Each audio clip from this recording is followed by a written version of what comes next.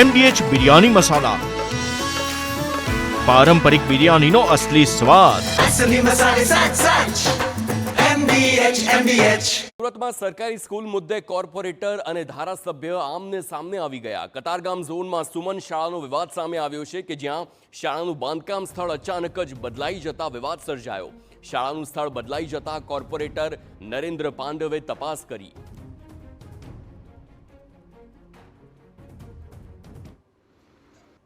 ગુજરાત સરકાર બાળકોને અભ્યાસ સારી રીતે મળી રહે તે માટે સ્કૂલોનું નિર્માણ કરતા હોય છે, પણ સુરતની અંદર સુમન શાળાનો જે બાંધકામને લઈને કોર્પોરેટર અને ભાજપ આમને સામને છે।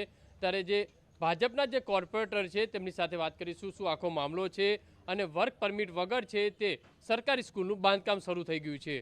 નરેન્દ્રભાઈ, કઈ રીતની રજૂઆત હતી આપની અને જે શું વિવાદ છે આખો? વિવાદ કોઈ છે નહીં અને ભાજપના કોઈ આમને સામને છે નહીં, પણ જે હકીકત હોય મારે કહેવી પડે। આજથી 2 વર્ષ પહેલાં મારી સુમન શાળા વોર્ડ નંબર 7માં મેં રજૂઆત કરેલી। એ ત્યારથી કામ થતું વર્ક ઓર્ડર બી થઈ ગયું, ખાતમુહૂર્ત પણ થઈ ગયું, પણ 3 મહિનાથી કામ ચાલુ ના થયું। એટલે મેં કમિશનરશ્રીને રજૂઆત કરી કે ભાઈ વહેલી તકે કામ ચાલુ થાય। પછી મને જાણતા એવું કીધું કે ભાઈ તમારે વિનુભાઈ ધારાસભ્યની સ્થળ બદલવાની રજૂઆત છે। એટલે વિનુભાઈ ધારાસભ્યને હું અને મારા સાથી કોર્પોરેટર જ્યોતિબેન બે રજૂઆત કરવા ગયા। એટલે જ્યોતિ સાહેબને મેં કીધું કે સાહેબ કોઈની વાંધા અરજી હોય તો કહો તો આપણે સાથે બેસીને કરીએ। તો એને કોઈ જવાબ આપ્યો નહીં અને જે શબ્દ એ બોલે એ મારે શબ્દ તમને જાહેરમાં કહેવું છે નહીં। હવે જગ્યા બદલી એનો પણ મને વાંધો નથી। હું અત્યારે કમિશનરશ્રીને રજૂઆત કરવા જવાનો છું અને CM સાહેબને બી મારી એક જ કરવા જવાનું છે। પ્રજા મને પૂછે છે કે નરેન્દ્રભાઈ તમે જે સુમન સ્કૂલ લાવ્યા એનું શું થયું, જગ્યા બદલાવાનું કારણ શું? એટલે મેં ધારાસભ્યશ્રીને બી કીધું કોઈની રજૂઆત છે, કોઈ લેખિતમાં હોય તો તમે મને કહો, પણ એવું કોઈ કંઈ કીધું નથી। અને હાલમાં મને ગઈકાલે 10 વાગે જાણવા મળતા હું 11 વાગે સ્થળ ઉપર ગયો તો સ્થળ ઉપર ત્યાં ખાડા કોરાઈ ગયા છે, કોલમ પણ ઊભા થઈ ગયા છે। તો કોન્ટ્રાક્ટરને મેં કીધું ભાઈ વર્ક ઓર્ડર વગર કેવી રીતે થાય? આ તો ખરેખર ખોટું છે, બધું સાઈડ ઉપર મૂકીએ। અત્યારે વર્ક ઓર્ડર આવી જાય પછી આપણે કામ કરો શાંતિથી, મને કોઈ વાંધો નથી। એટલે પાલિકાના કોઈ વર્ક ઓર્ડર છે નહીં, વર્ક ઓર્ડર જે આપવામાં નથી આવ્યો, કોઈ મંજૂરી નથી આપી, છતાં પણ બાંધકામ શરૂ થઈ ગયું છે?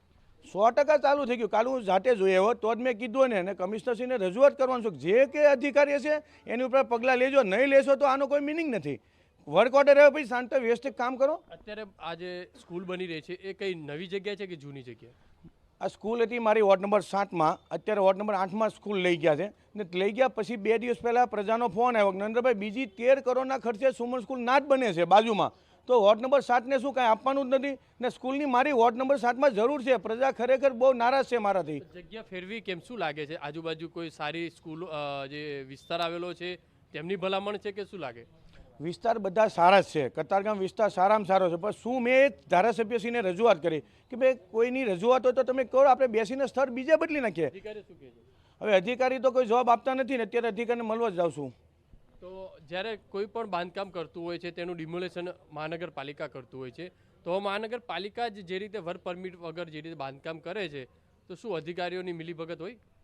પણ મેં એ જ કીધું, મને એક ભાઈ શોર્ટકટમાં દાખલો આપ્યો નરેન્દ્રભાઈ TP 49માં 5 માળનું તમારા પ્લાન પાસ કર્યું હોય, નવી TPમાં 5 માળનું ના કરો ને TP 50માં તમે લઈ જાઓ તો એનો પ્લાન ના આવે, પ્લાન ફેરફાર કરવા માટે જે કંઈ એને ડોક્યુમેન્ટ કરો એ ફેરફાર કરવા પડે। એ ફેરફાર કર્યા પછી ભલેની સ્કૂલ તમને મને કોઈ વાંધો નથી, પણ અત્યારે જે ખોટું થયું છે એની ઉપર ખરેખર કાયદેસરની કાર્યવાહી થવી પડે। લાગતું નથી બાળકોના ભવિષ્યને લઈને રાજનીતિ થતી હોય? હવે અત્યારે જે સ્કૂલ બની રહી છે ને આજુબાજુમાં 5 સ્કૂલો છે પણ કોઈ પ્રજાતાની બોલી નથી, શું કામ નથી બોલતા? ને આપણે સ્કૂલ છે ભાવિ સારા માટે કરીએ છીએ અને પક્ષ ભારતીય જનતા પાર્ટી સારું કામ કરી રહી છે, એમાં કોઈ વાંધો મારે કોઈ નથી, પણ વિનુભાઈ સાહેબને શું તકલીફ હોય તો એને ખબર। જે રીતે આ કોર્પોરેટર છે ભાજપના, તેમનું કહેવું છે કે જે વોર્ડની અંદર પહેલાં જે મંજૂર થઈ હતી સ્કૂલ અને ત્યારબાદ જે સ્થળ બદલાયું છે અને સ્થળ બદલાયા પછી પણ જે વર્ક પરમિટ વગર તેનું બાંધકામ શરૂ થઈ ગયું છે તેને લઈને અનેક સવાલો ઊભા થઈ રહ્યા છે। એટલે પક્ષની અંદર જે વિવાદને લઈને સ્કૂલ છે તે વિવાદમાં આવી છે। કેમેરામેન સંજય ચંડલ સાથે બલદેવ સુથાર, TV9 સુરત। MDH કિચન મસાલા રસોડામાં હોય તો આપણે કાંઈ પણ બનાવી શકીએ છીએ। રીંગણાનો ઓળો, બટેટા ફુલાવર, ભીંડી મસાલા અને બીજું ઘણું બધું। MDH